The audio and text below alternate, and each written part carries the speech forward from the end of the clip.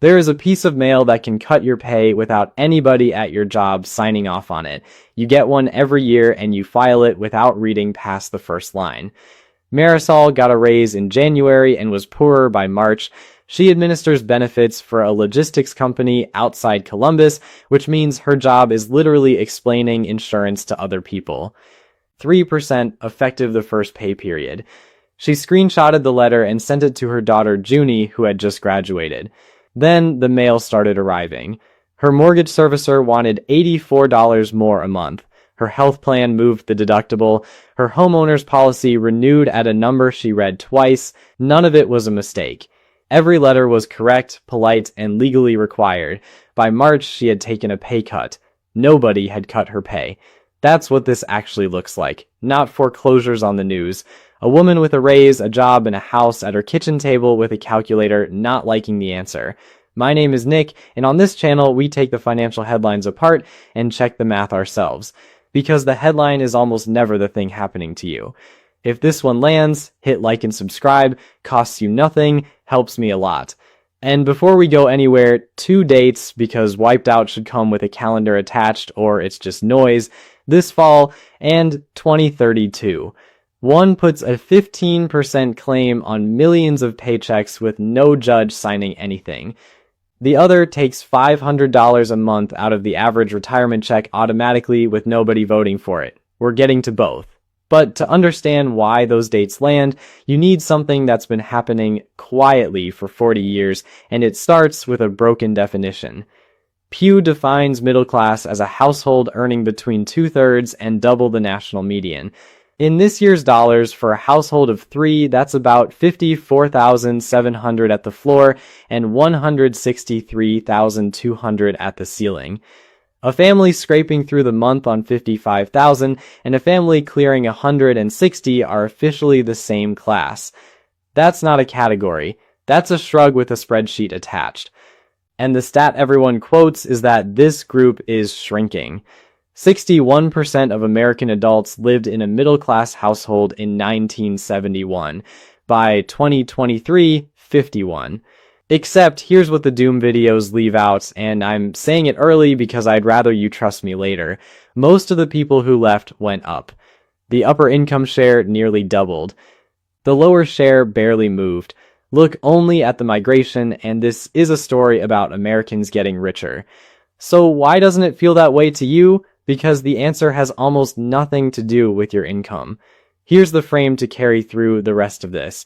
The middle class was never really a class. It was a risk-pooling arrangement. Think about what made your parents middle class. A wage, sure, but underneath it sat 4 things they mostly never thought about.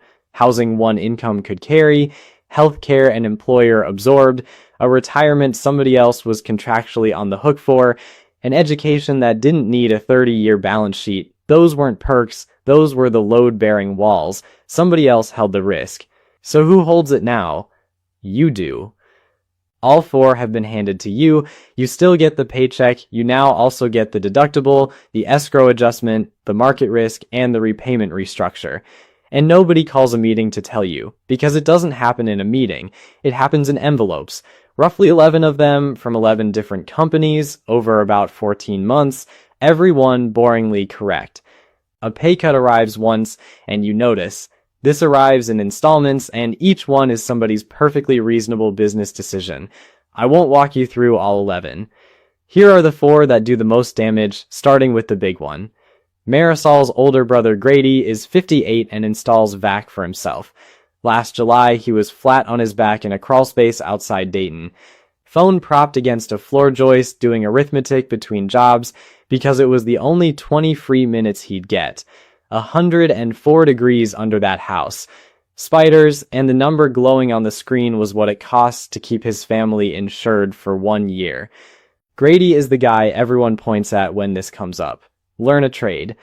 A language model can't crawl under a house in August. True, his labor is about as future-proof as labor gets, and he's still the most financially exposed person in this video. Because when you work for yourself, you find out what your benefits actually cost. Do you know what yours cost? The average family health premium in this country runs about $26,993 a year. You pay roughly $6,850 out of your paycheck. Your employer covers the rest. That rest is not a gift. It's your compensation routed around your bank account and spent on your behalf at a price you had zero part in negotiating. Around $20,000 a year of your pay gets handled for you. It's been outrunning your wage for 2 decades, and this year benefits consultants project the steepest jump in 15 years. And if you buy your own coverage, like Grady, like 20-odd million people, the enhanced subsidies expired at the end of last year. Premium payments for subsidized enrollees roughly doubled, and deductibles climbed around another $1,000, because when you can't absorb the premium, you buy the plan that hurts later instead of the plan that hurts now. You don't drop coverage, you just move the pain somewhere you can't see it yet.